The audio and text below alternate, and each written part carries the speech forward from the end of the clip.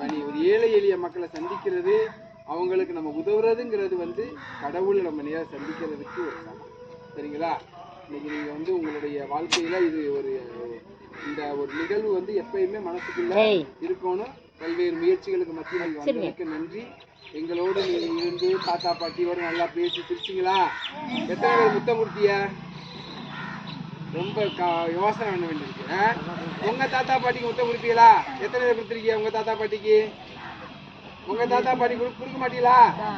கொடுப்பீங்களா கொடுக்க மாட்டீங்களா? கொடுக்க மாட்டேன்னு சொல்ல கை தூக்க வேணாம். அப்ப இதை வேற தாத்தா பாட்டியை தான் நினைச்சிருக்கிய.